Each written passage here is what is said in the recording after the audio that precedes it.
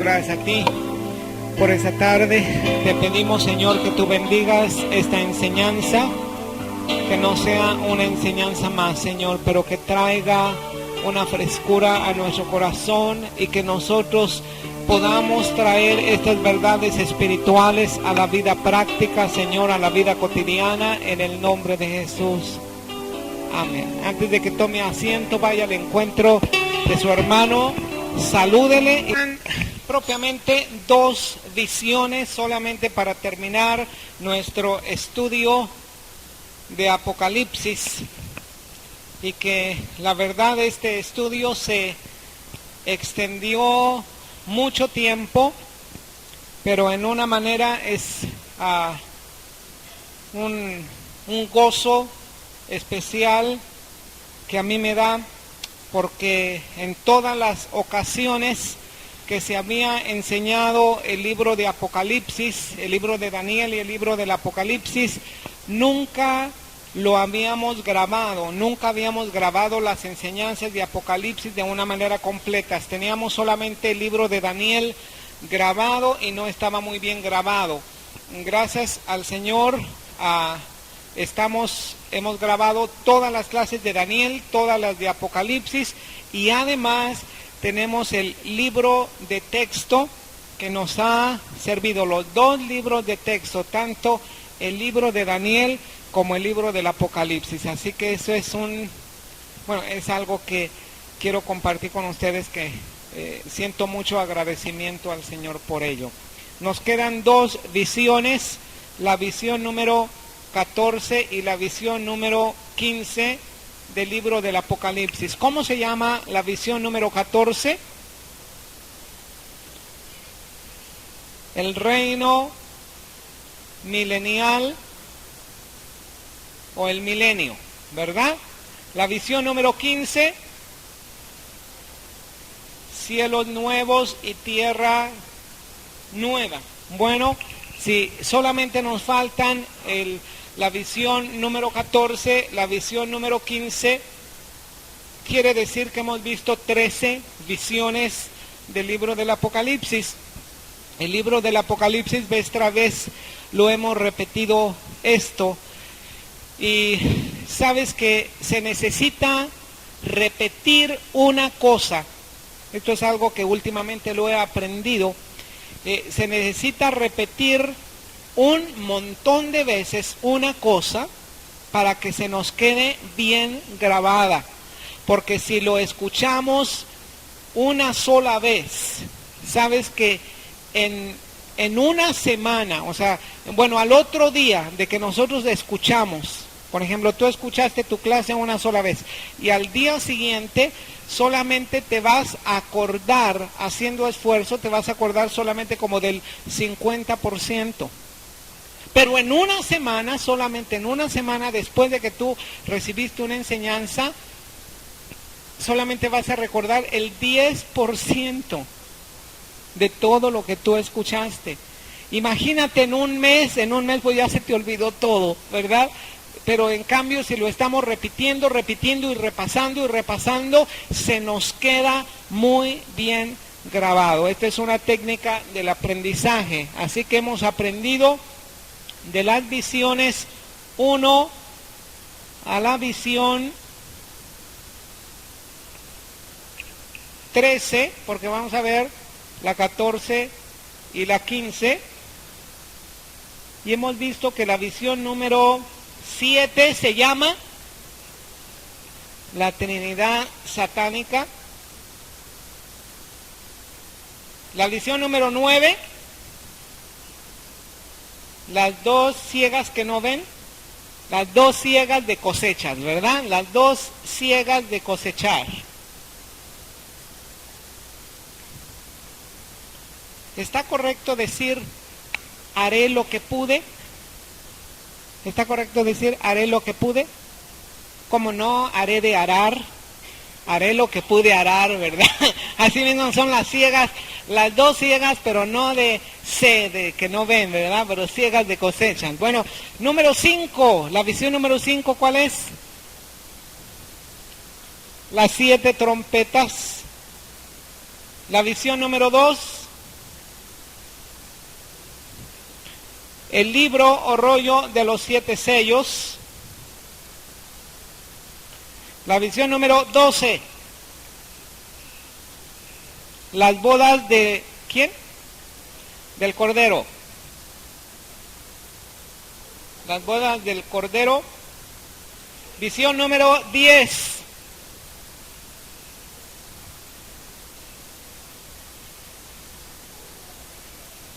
Las 7 copas. Amén. Amén. Las 7 copas de la ira de Dios. Visión número 8. Clamores o exclamaciones de victoria, ¿verdad? Visión número 4. La gran multitud vestida de ropas blancas. Visión número 1. Cristo glorificado y el mensaje a las 7 iglesias. Visión número 3. Los 144,000 sellados. Visión número 6. El ángel y el librito y los 2 testigos. Visión número 11. La gran Babilonia. Visión número 13. La segunda venida de Cristo, Cristo viniendo en gloria. Tenemos 13 visiones vistas, nos faltan solamente 2. El reino milenial y cielos nuevos y tierra nueva. El reino milenial, la 14ª visión, se encuentra en la página 54 de tu libro de texto. Abre tu Biblia en Apocalipsis capítulo 20. Hemos visto ya bastante acerca del reino milenial en las 2 últimas clases. Pero vamos a repetir la visión número 14 para que quede bien definida y muy clara. Vamos a leer del verso 1 al versículo 15. Voy a pedir que alguien, ustedes léanlo con su mirada para que quede bien grabada la lectura. Versículo 1 dice así: Vi a un ángel que descendía del cielo con la llave del abismo y una gran cadena en la mano. Prendió al dragón, la serpiente antigua, que es el diablo y Satanás, y lo ató por 1000 años y lo arrojó al abismo y lo encerró. Y puso su sello sobre él para que no engañase más a las naciones hasta que fuesen cumplidos 1000 años, y después de esto debe ser desatado por un poco de tiempo. Vi tronos y se sentaron sobre ellos los que recibieron la facultad de juzgar. Vi las almas de los decapitados por causa del testimonio de Jesús y por la palabra de Dios, los que no habían adorado a la bestia ni a su imagen, y que no recibieron la marca en sus frentes ni en sus manos, y vivieron y reinaron con Cristo 1000 años. Pero los otros muertos no volvieron a vivir hasta que se cumplieron 1000 años. Esta es la primera resurrección. Bienaventurado y santo el que tiene parte en la primera resurrección. La segunda muerte no tiene potestad sobre estos, sino que serán sacerdotes de Dios y de Cristo, y reinarán con él 1000 años. Cuando los 1000 años se cumplan, Satanás será suelto de su prisión y saldrá a engañar a las naciones que están en los 4 ángulos de la tierra, a Gog y a Magog, a fin de reunirlos para la batalla, el número de los cuales es como la arena del mar. Y subieron sobre la anchura de la tierra y rodearon el campamento de los santos y la ciudad amada, y de Dios descendió fuego del cielo y los consumió. Y el diablo que los engañaba fue lanzado en el lago de fuego y azufre, donde estaban la bestia y el falso profeta, y serán atormentados día y noche por los siglos de los siglos. Y vi un gran trono blanco, y al que estaba sentado en él, de delante del cual huyeron la tierra y el cielo. Ningún lugar fue hallado, se encontró para ellos.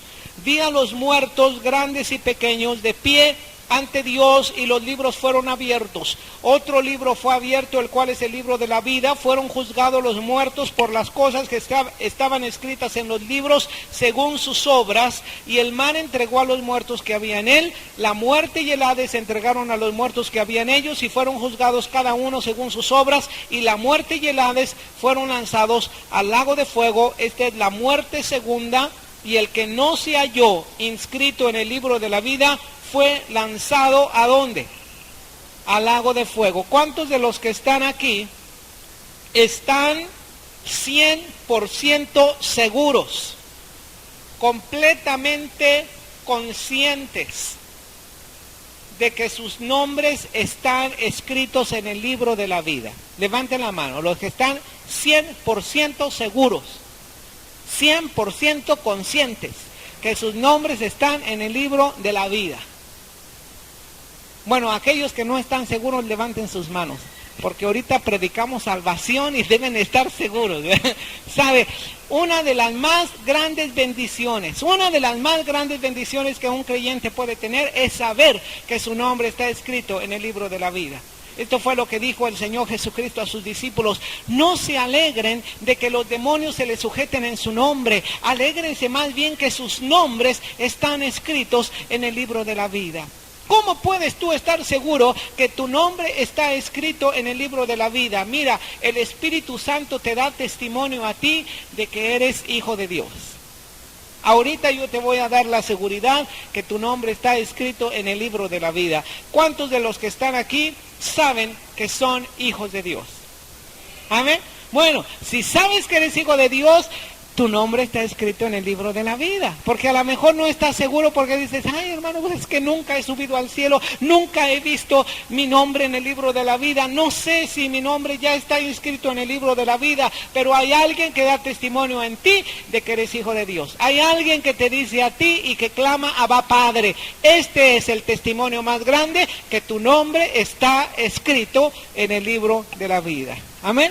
Y por eso estamos tan gozosos cada día, tan agradecidos con el Señor, que tu nombre esté escrito en el libro de la vida, que eres salvo, que eres hijo de Dios, que has nacido, que has pasado del reino de las tinieblas al reino de la luz. Amén. Ahora, vamos a hablar un poco acerca del milenio. Y quiero explicarte que hay 3 posiciones teológicas, y que las 3 posiciones teológicas dicen que es la verdad, ¿verdad? Porque no hay ninguna posición teológica que no esté segura que es la verdad. Las 3 dan citas y las 3 dan escrituras y dicen: esta es la verdad. Una de las 3 tiene que ser la verdad, o a lo mejor parte de cada una es la verdad. Y yo pienso que si usamos los principios espirituales que abarcan las 3 verdades, yo pienso que vamos a estar más equilibrados. Una de las posiciones teológicas se llama premilenialismo.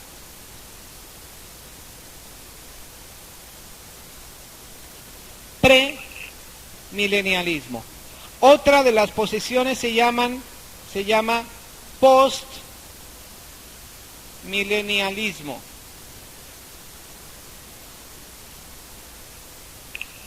Y otra de las posiciones se llama amilenialismo.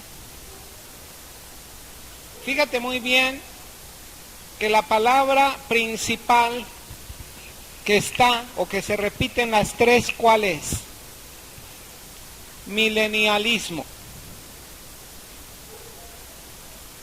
Milenialismo quiere decir milenio propiamente, ¿verdad? A los que creen en el premilenialismo se le llama premilenialistas, ¿verdad? A los que creen en el postmilenialismo, ¿cómo se le llamarán? Postmilenialistas. A los que creen en el amilenialismo se les llaman amilenialistas. Ahora, esta palabra que está aquí en gramática, porque vamos a ver hoy, nuestra clase va a ser una parte de gramática española, pero esta palabrita que está aquí se llama, ¿cómo se llama en gramática? Prefijo. Estos son prefijos. ¿Qué son los prefijos? Son aquellos que van antes de esta palabra. Y estos prefijos tienen un significado. Por ejemplo, pre, ¿qué quiere decir? Antes. ¿Me puedes dar otra palabra que lleve pre? Presidente, no. Como prehistórico, ¿verdad? Prehistórico, ¿qué quiere decir? Antes de la historia. Prehispánico, ¿verdad? Antes de la conquista española, ¿verdad? Bueno, ahora post, ¿qué quiere decir post? Después. ¿Me puedes dar un ejemplo de una palabra que lleve el prefijo post? Posgrado. Postal no es, ¿verdad? Posgrado, posterior, ¿verdad? Postmortem, ¿verdad? Ahora, postmilenialismo quiere decir que es después del milenio. Premilenialismo es antes del milenio. Ahora, amilenialismo, ¿qué quiere decir? Sin, exactamente. ¿Me pueden dar un ejemplo de a? Asepsia, sin asepsia. Otra. Caramba, no. ¿Cómo?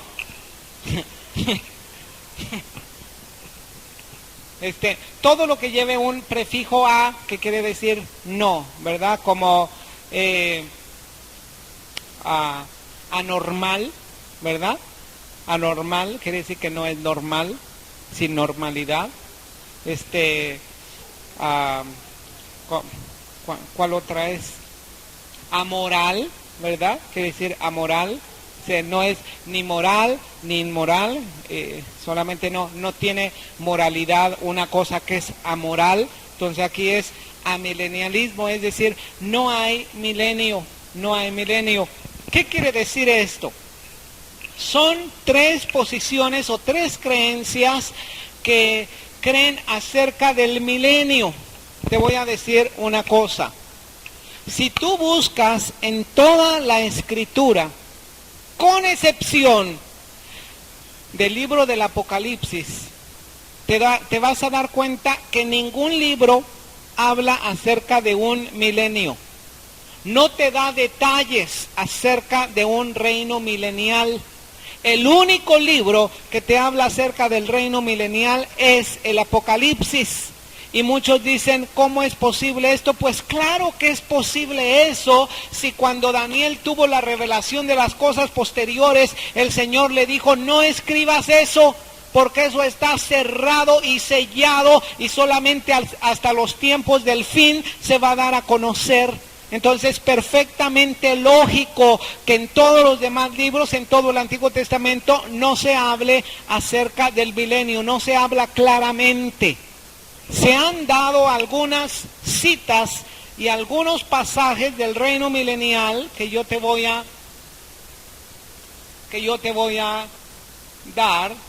Por ejemplo, algunos datos del reino milenial, algunos pasajes que algunos teólogos dicen que tratan del reino milenial es, por ejemplo, de Isaías capítulo 11, del 6 al 9, donde menciona que morará el lobo con el cordero y que no harán mal ni dañarán.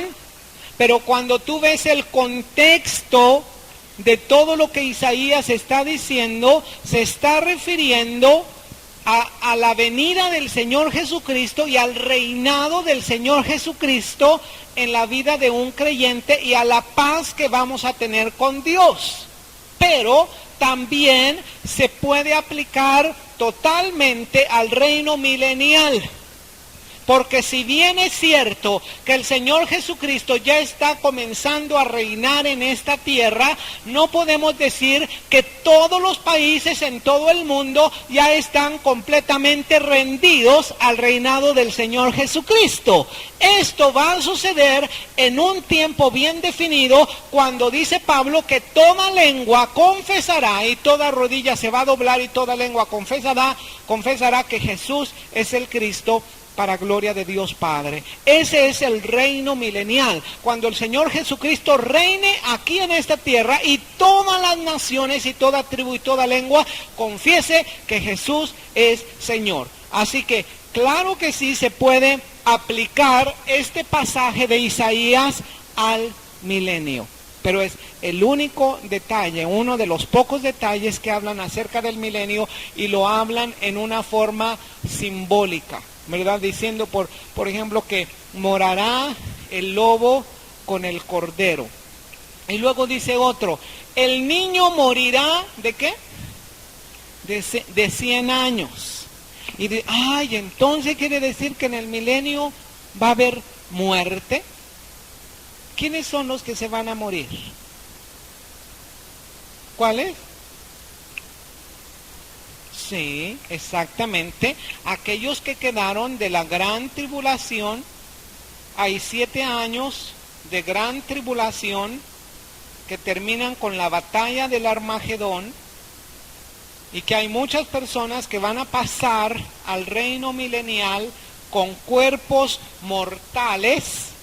Todos nosotros vamos a tener cuerpos que glorificados, cuerpos espirituales, no moriremos nunca más. Pero todos aquellos que pasan después de los 7 años de la gran tribulación van a disfrutar en muchas maneras del reino milenial. Pero ¿qué va a suceder con todos estos? Que al final, cuando es soltado Satanás después del milenio, dice que es soltado por un poco de tiempo. ¿Para qué? Para engañar a las naciones. ¿A quiénes va a engañar? Precisamente va a engañar a todos aquellos que pasan de la gran tribulación al milenio, y que nuevamente los va a reunir para una batalla en contra de Dios. Pero aquí, después del milenio, el mismo Satanás va a ir al lago de fuego. Hay otra cita que dice que la tierra dará su fruto abundantemente. Está en Isaías 35, 1, 2, Isaías 65, 22 y 23, y Zacarías 8, versículo 12. Está hablando que la tierra dará su fruto abundantemente, y también muchos teólogos aplican esto al milenio. Otro versículo dice que los creyentes llenos del Espíritu Santo juzgarán al mundo. 1 Corintios 6, 2, Apocalipsis 3, 20. Este es mucho más aplicable al milenio. Este es lo que nos habla acerca del milenio, que nosotros vamos a reinar con el Señor Jesucristo. Amén. No nos dan muchos detalles acerca del milenio. ¿Por qué? Porque el propósito del Señor para nosotros es que vivamos un cristianismo hoy, que nuestro cristianismo lo vivamos hoy, que no estemos pensando en el arrebatamiento como para escapar de este mundo y vivir en el tiempo futuro, pero que nuestro cristianismo lo vivamos hoy, y nuestra responsabilidad cristiana la desempeñemos hoy. Amén. Ahora, ¿qué cosa quiere decir premilenialismo? Premilenialismo con el prefijo pre, que quiere decir antes del milenio. Todo esto es con respecto de la segunda venida de Cristo.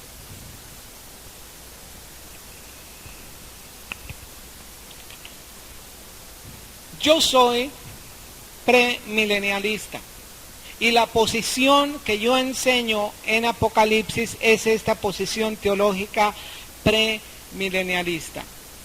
Yo tengo amigos que yo quiero mucho, pastores que yo quiero mucho y que estimo mucho, que no tienen la posición premilenialista. Pero porque no son premilenialistas, eso no quiere decir que no sean mis hermanos, o que no sean salvos, o que no crean todos los principios de la Biblia que yo creo. Amén. Tú puedes tener un amigo que sea amilenialista o postmilenialista. Yo tengo amigos que son postmilenialistas, amigos que son amilenialistas, pero nunca nos sentamos a discutir ardientemente acerca de las posiciones de la escatología. Simplemente tenemos puntos definidos de posición de los últimos tiempos. Pero eso sí, cuando yo invito a alguno de mis amigos a compartir con ustedes, yo le digo, por favor, no compartas tu posición, porque entonces vas a contradecir aquello que yo voy a enseñar o vas a producir una confusión. Pero para que tú sepas que hay tres posiciones, yo te voy a dar cuáles son estas tres posiciones. El premilenialista cree que la venida del Señor Jesucristo, y yo pinto una flecha hacia arriba para hablarte de la primera parte de la segunda venida del Señor Jesucristo, que yo llamo arrebatamiento. ¿Cuántos creen en el arrebatamiento? Yo creo en el rapto. Yo creo que el Señor Jesucristo puede venir en cualquier momento por su iglesia, en cualquier momento. Esto es lo que dice la Biblia, nadie sabe el día ni la hora cuando el Señor Jesucristo va a venir. Así que yo creo que Él va a venir en cualquier momento. Lo que sí me pongo a pensar, porque dice que Él viene por una iglesia sin mancha, ni arruga, ni cosa semejante. Y si yo lo veo con mis ojos, ¿verdad? Yo veo a la iglesia así como una, pues como una carcanchita de 1900, ¿verdad? Así que tiene un fanal hacia abajo y toda deteriorada, y que le falta una buena laminada y una buena pulida, porque como iglesia pues como que nos faltan que nos planchen más, porque tenemos muchas arrugas, ¿verdad? Arrugas de muchas clases, ¿verdad?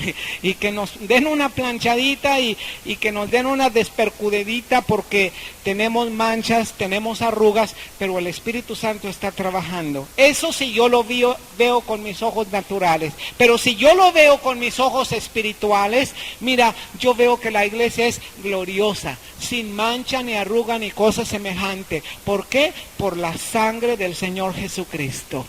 Porque el Cordero de Dios está mirando a la iglesia a través del arco iris, del arco del pacto, porque el trono de Dios dice que alrededor del trono de Dios hay un arco iris. Así que te mira a ti, no como yo en los ojos naturales te puedo ver, pero el Señor te mira a ti a través de su pacto que Él ha hecho contigo, a través del Señor Jesucristo. Y cuando te ve a ti, te ve sin mancha, ni arruga, ni cosa semejante, ¿verdad? Hace pocos días yo compartí un mensaje, no sé si el domingo pasado o el domingo antepasado, acerca de una oreja sin evidencia. ¿Cuántos estuvieron en el mensaje? Si no estuviste, consigue este mensaje, está muy bueno. Una oreja sin evidencia. Y yo hablaba acerca de la oreja de Malco. ¿Te acuerdas quién es Malco? Marco Polo, no. Malco, ¿quién es Malco? Malco es aquel hombre que van a prender al Señor Jesucristo. Era un siervo del sumo sacerdote, y que Pedro, todo envalentonado, coge la espada y tratando de cortarle la cabeza, le corta la oreja, ¿verdad? Pero que el Señor Jesucristo dice que toca la oreja de Malco y la sana. Es decir, no dejó ninguna evidencia del error que había producido Pedro, ¿verdad? Si Malco hubiera ido con el juez y hubiera demandado a Pedro, hubiera dicho, hey, mira lo que Pedro me hizo, y el juez, ¿qué es lo que te hizo Pedro? No hay ninguna evidencia, no hubo ninguna cicatriz. El Señor Jesucristo le había restaurado la oreja perfectamente. Ahora, algo más grande que hizo el Señor Jesucristo y que yo veo en la Biblia es que la Biblia no dice que juntó el cacho de oreja o toda la oreja que le cortó Pedro y que se la pegó. No dice esto, dice que le tomó esa parte y le restauró, porque el Señor es poderoso para hacer crecer una pierna o para hacer crecer un miembro o para hacer crecer una oreja.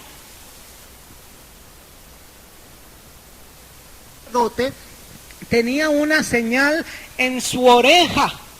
Y esta señal en su oreja, ¿verdad? Porque dice que le cortó la oreja derecha, me parece que le cortó la oreja derecha. ¿Y sabes cuál era la señal de un siervo? Es que llevaba un anillo aquí, como una señal que él era esclavo de por vida. Él era un doulos, y doulos quería decir que aún había llegado el 7º año de su liberación y él podía ser libre, pero él había elegido por su propia voluntad ser esclavo y servir en esa casa para toda su vida. Entonces cuando Pedro le corta la oreja, imagínate, pues lo liberó, porque le cortó el anillo, le cortó toda la oreja, pero cuando el Señor Jesucristo le restaura la oreja, no le deja ninguna evidencia de su esclavitud, lo deja absolutamente perfecto, y para mí eso es algo gloriosísimo, amén, es una revelación muy grande. Ahora, esto es lo que el Señor Jesucristo hizo con su sangre. Él viene por una iglesia sin mancha, ni arruga, ni cosa semejante. Entonces yo no creo que el Señor esté viendo a su iglesia con tantas fallas y tantos defectos como yo los veo. Yo me veo a mí mismo con tantos defectos, con tantas fallas, que Satanás viene y me acusa y me dice: tú no eres digno de estar sirviendo al Señor, tú no mereces estar en el lugar donde tú estás en el Espíritu, no mereces ni siquiera congregarte, no mereces recibir nada del Señor. Pero por fe yo sé que la sangre de Cristo me limpia de todo pecado, no me ha dejado ninguna evidencia en mi oreja de mi pasado y soy completamente libre, y por lo tanto yo en el Señor, por causa de la obra de Cristo, soy sin mancha, ni arruga, ni cosa semejante. Y cuando el Señor Jesucristo venga por su iglesia, viene por esa clase de iglesia, sin mancha, ni arruga, ni cosa semejante. Y eso quiere decir que si hoy el Señor ya nos ve por la sangre de Cristo, sin mancha, ni arruga, ni cosa semejante, yo creo que puede venir hoy, en este día. Amén. Yo no creo que nosotros tengamos que ser en nuestras fuerzas perfeccionados y perfeccionados, porque nunca lo vamos a lograr por nosotras, por nuestras propias fuerzas. El Señor ya nos ve sin mancha, ni arruga, ni cosa semejante. El Espíritu Santo está obrando en nosotros, y yo tengo esta posición premilenialista. ¿Por qué? Porque yo creo que la venida del Señor Jesucristo es antes del milenio. Amén. Aquí está el milenio. Aquí están los 1000 años reinando con el Señor Jesucristo. Y yo creo que primero es el arrebatamiento, luego los 7 años de gran tribulación que completan la profecía de Dios para el pueblo de Israel, donde el pueblo de Israel va a tener su oportunidad de ser restaurado, y cuando termine, viene el Señor Jesucristo a reinar 1000 años. Por eso nos llamamos premilenialistas. Antes, la venida de Cristo está antes que el milenio. ¿Me explico? Ahora, ¿qué es lo que creen los postmilenialistas? Los postmilenialistas creen que la venida del Señor Jesucristo es después de los 1000 años, después del milenio, que la venida del Señor Jesucristo es aquí es el milenio, y luego viene al final el Señor Jesucristo. ¿Y por qué creen de esa manera? Porque los postmilenialistas creen que la iglesia del Señor Jesucristo se está perfeccionando, y cuando llegue a una total perfección, cuando sean 1000 años de perfección de la iglesia, entonces viene el Señor Jesucristo.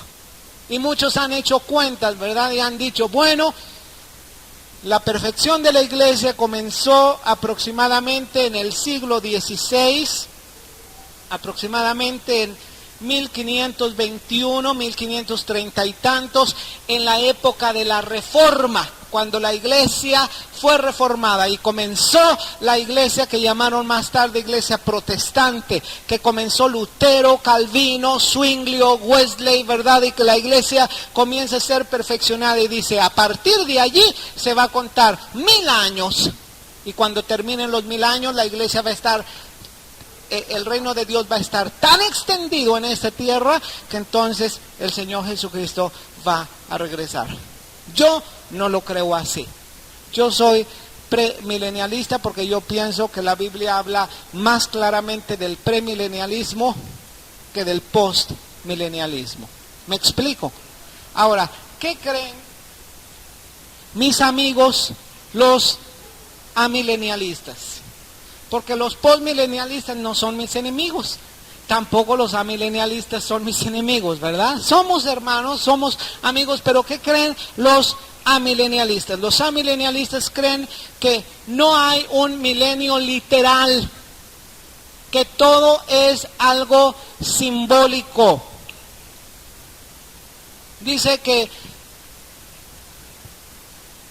el milenio es una expresión simbólica que abarca todo el período desde la primera venida de Cristo en el año 0 hasta la última o segunda venida del Señor Jesucristo. Y ellos creen que el arrebatamiento va a dar lugar exactamente cuando viene Cristo a reinar. En otras palabras, creen que nosotros vamos a encontrar al Señor Jesucristo en las nubes, pero solamente como para darle la bienvenida, ¿verdad? Es decir, que viene el Señor Jesucristo en las nubes, somos arrebatados, y, Señor, bienvenido, y entonces nos regresamos inmediatamente a reinar aquí con Cristo. ¿Sabes una cosa? Así creen los amilenialistas. No es esa la manera en que yo creo. Yo creo en un premilenialismo. Yo creo que es un arrebatamiento, 7 años de gran tribulación, y Cristo vuelve con nosotros a esta tierra a reinar 1000 años. Y después de los 1000 años, Satanás es desatado por un poco de tiempo, es arrojado al lago de fuego, y luego viene el juicio ante el gran trono blanco, ¿verdad? Es decir, después del milenio, dice que fuego del cielo consume los ejércitos de Gog y Magog, porque Satanás es suelto después de los 1000 años, por un poco de tiempo, y luego después los lanzan al lago de fuego. Bueno, antes de los cielos nuevos y la tierra nueva, está el juicio ante el gran trono blanco. Dice que todo aquel que no se halló inscrito en el libro de la vida fue lanzado en el lago de fuego.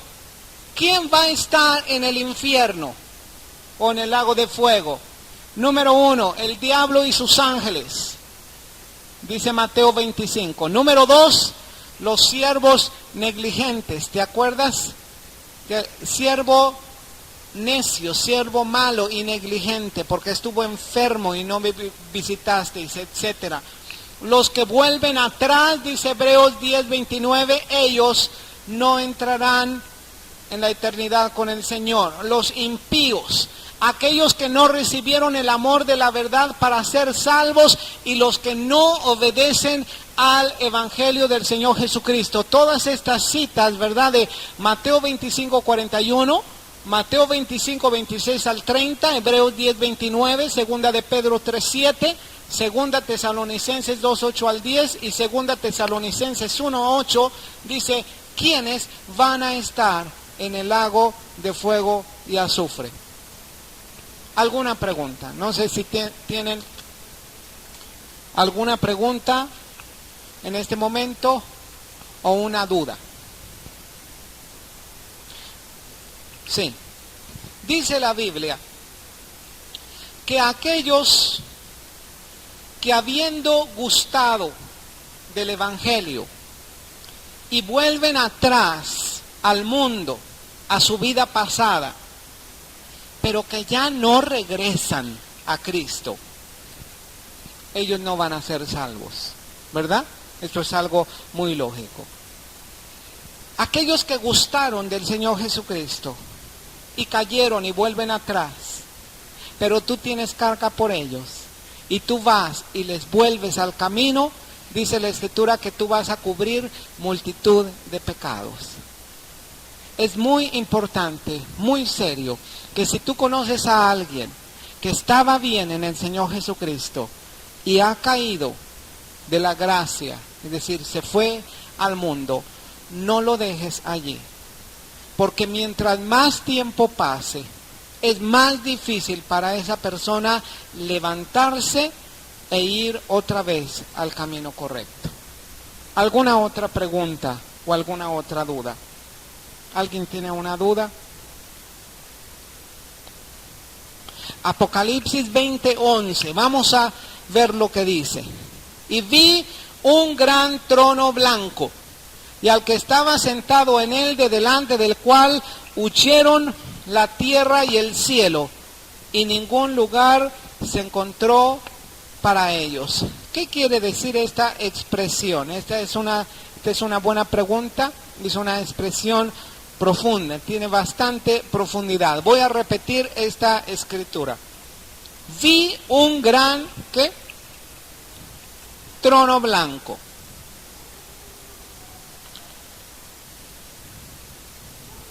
Vi un gran trono blanco. Fíjate que este trono blanco es diferente al trono que nosotros vimos en el capítulo 4, donde está Dios, ¿verdad? Este es un trono blanco. Este es un trono de juicio. Y al que estaba sentado en él, ¿quién estaba sentado en el trono blanco? Dios mismo. De delante del cual, es decir, de delante de Dios, huyeron la tierra y el cielo, y ningún lugar se encontró, ¿para qué? Para ellos. ¿Qué quiere decir eso? Que huyeron la tierra y el cielo, y ningún lugar se encontró para ellos. A ver, alguien, esta es una buena pregunta, un buen versículo. ¿Qué entiende? Esta es una de las expresiones metafóricas, es decir, no dice que la tierra estaba aquí, ¿verdad? Y los cielos aquí, y que huyeron. Lo que está expresando este versículo es que ante tal magnitud de poder divino, no hay absolutamente nadie que se compare ni que pueda permanecer en pie por su propia fuerza delante de Dios. Lo que está significando este versículo, en otras palabras, es que el juicio ha llegado. ¿Juicio contra quiénes? Juicio contra aquellos que habitaron o habitan la tierra y que no aceptaron al Señor Jesucristo como Salvador y Señor. El cielo no se refiere, por supuesto, al tercer cielo donde está el trono de Dios, ¿verdad? Pero el cielo se refiere principalmente al primer cielo. ¿Quién habita el primer cielo actualmente? Las huestes espirituales de maldad, porque dice Efesios que están en las regiones celestes, ¿verdad? Es decir, todo va a ser juzgado al final delante del trono blanco. ¿Sí me expliqué? Y van a ser juzgados según sus obras. Y decíamos nosotros una cosa, que de acuerdo a las obras nadie puede ser salvos. Efesios 2:8 dice, porque por gracia somos salvos por medio de la fe en la obra de Jesús. Esto no por obras, para que nadie se gloríe. Todos los que van a comparecer ante el juicio del trono blanco van a ser juzgados según sus obras. ¿Cuántos de aquí quieren ser juzgados según sus obras? Mira, yo quiero la misericordia de Dios, porque dice la Biblia que tu mejor obra sin Dios es como un trapo de inmundicia.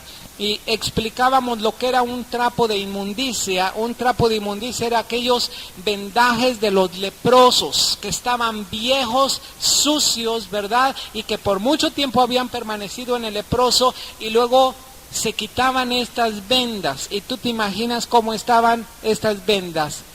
Esos son los trapos de inmundicia y esos son las mejores obras que tú puedes presentarle al Señor. El Señor no se impresiona con obras grandiosas que nosotros hacemos, pero eso no quiere decir que los cristianos no tenemos que hacer buenas obras. Las buenas obras salen como un producto de tu cristianismo, pero las buenas obras no te dan una aceptación a Dios para salvación. ¿Me explico? Bueno, esta fue la visión 14. Vamos a ver parte de la última visión. La última visión, ¿cómo se llama? Cielos nuevos y tierra nueva. Cielos nuevos y tierra nueva.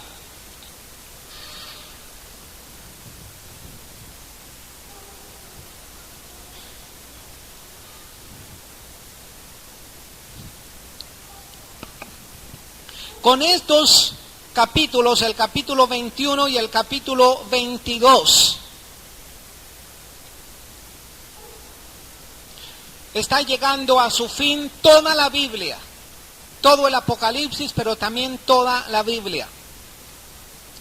Estos capítulos nos van a presentar que el propósito de Dios se va a cumplir totalmente. Nos muestran el cumplimiento final y total de todas las promesas de Dios y el cumplimiento del plan de redención. Todo el mal que comenzó en Génesis se remedia en los capítulos 20 y 21 de Apocalipsis. Se restituye, se restaura. Tú ves en el principio que dice la Escritura que Dios hizo los cielos y la tierra. La tierra estaba desordenada, el Señor puso orden a esa tierra, trajo vida a esa tierra, creó la vegetación, los animales, al hombre, los puso aquí, el hombre le falló. El pecado entró a la tierra, nuevamente hubo tinieblas, nuevamente hubo desorden. Lo que Dios había ordenado, el hombre lo desordenó. El mal entró en la tierra. El hombre permitió que Satanás se enseñoreara de su vida y Satanás comenzó a reinar propiamente aquí en la tierra. Lo que Satanás había soñado cuando él se sublevó contra Dios, cuando él dijo: me levantaré y me sentaré a los lados del norte, voy a ser rey sobre todos. ¿Sabes quién le dio esta autoridad? Adán y Eva. El hombre le dieron esta autoridad, pero el Señor tuvo un plan de redención y el Señor envió a su Hijo, que nacido de una virgen, en el tiempo que se cumplió esta profecía, el Señor Jesucristo redimió la humanidad. Pero cuando el Señor Jesucristo ascendió a los cielos, puso a alguien comisionado en esta tierra para que extendiera el mensaje del Evangelio, y a los que el Señor puso fue a su iglesia. Estamos extendiendo el reino del Señor Jesucristo, pero el plan se va a cumplir completamente hasta después de los 1000 años, hasta después del juicio final ante el gran trono blanco. Todo lo que comenzó mal en Génesis va a ser remediado al final, porque al final va a haber cielos nuevos y ¿qué más? Y tierra nueva. Cielos nuevos y tierra nueva. Quiero darte un detalle muy especial, ¿verdad? El Señor hizo o creó ¿En cuántos días? 6 días. ¿Y el séptimo que hizo? Descansó. Entonces, ¿cuántos días son en total? 7 días, ¿verdad? 6 días de creación y 1 día de descanso. ¿Sí? Dice Pedro que para Dios 1 día son como 1000 años, y 1000 años es como ¿qué?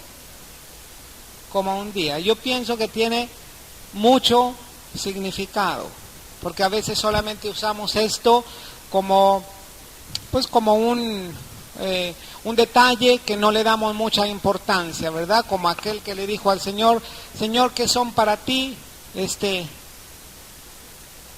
¿Qué son para ti? ¿Cómo? 100 años. Dice, pues como 1 minuto. Dice, ¿qué es para ti? Como 20 millones de pesos. Como 5 centavos. Y le dice, bueno, Señor, pues dame 5 centavos, ¿no? Y le dice, pues espérate un segundo, espérate un poquito. O sea, sí, las proporciones entre el hombre y Dios son muy diferentes, pero no se trata solamente de hablar de proporciones. Yo creo que aquí está encerrada una verdad espiritual muy grande. Fíjate muy bien. Si 1 día son para Dios 1000 años y 1000 años son para Dios 1 día, quiere decir, si el Señor creó en 7 días la creación, ¿verdad? En 6 días la creación, y en el séptimo día, ¿qué hizo? Descansó, ¿verdad? Yo estoy hablando aquí en este sentido de un plan de 7000 años. 7 es el número perfecto, el número de Dios. 1000 significa muchos, ¿verdad? Muchos. Pero 1000 también significa 1000. Ahora, yo estoy viendo aquí como 1000 años. 7000 años en todo el plan del Señor en un principio. Dice que en el séptimo día el Señor descansó, puso todo 1 día para descansar de la obra que él había hecho. ¿Sabes que haciendo cuentas en la Biblia, desde Adán, te voy a decir que de Adán, Abraham, de Adán a Abraham son 2000 años. Así, contables. Por eso yo no creo que dice que la humanidad tiene que 80 millones de años y que fósiles de quién sabe cuántos millones de años de humanos. Mira, la Biblia solamente registra que de Adán, claro, de la caída, dice antes de la caída tal vez fue mucho más, pero de Adán a Abraham son 2000 años. De Abraham a David, al rey David, son 1000 años. ¿Cuántos llevamos? De David a Cristo son 1000 años. ¿Cuántos llevamos? 4000. Quiere decir que de Adán a Cristo son 4000 años. De Cristo, de su nacimiento a su segunda venida, ¿cuántos años serán? Si muchos creemos que Cristo viene muy rápido, son 2000 años. ¿Sí, verdad? Del año 0 a nuestros días son 2000 años. Entonces, ¿cuántos llevamos? 6 días. 6000 años. Terminan los 6000 años y falta 1 día, que son 1000 años, y que cumplen 7000 años. Y cuando termina toda esta época en el Señor, en esta tierra, comienza su plan con nuevos cielos y nueva tierra. ¿No te parece que Dios es algo perfecto, así ordenado, totalmente perfecto? Yo creo que tiene mucha profundidad esto. Y yo quiero que tú lo guardes así en tu corazón. Tiene muchos principios. Cada uno de estos días lee en el libro de Génesis y vas a ver que tiene mucha profundidad esta verdad. Bueno, en Génesis nosotros vemos que Dios creó los cielos y la tierra. En Apocalipsis nosotros vemos que Dios renueva el universo y que hay cielos nuevos y tierra nueva. En Génesis nosotros vemos que Dios crea el sol, la luna y las estrellas para alumbrar su creación. Pero en Apocalipsis Dios mismo y el Cordero son la luz. En Génesis el paraíso es perdido. En Apocalipsis el paraíso es recuperado o restaurado. En Génesis Satanás toma control del hombre. En Apocalipsis Satanás es derrotado y echado al lago de fuego. En Génesis el hombre huye de Dios y es separado de él. En Apocalipsis Dios y el hombre viven en la más íntima comunión. En Génesis el ángel impide que el hombre coma del árbol de la vida. En Apocalipsis el hombre puede comer libremente del árbol de la vida. En Génesis las naciones se alejan de Dios y en Apocalipsis todas las naciones andarán a la luz de Dios. Tú ves que la Biblia está llena de luchas, de batallas, de conflictos. Pero tú ves que al final de todo el plan somos vencedores. Pero tú no tienes que esperar hasta el final. Hoy, tú ya puedes ver que somos más que vencedores en el Señor Jesucristo. Todo el libro del Apocalipsis es un libro de victoria. Es un libro de revelación del Señor Jesucristo. Es un libro donde hay muchas pruebas para los cristianos.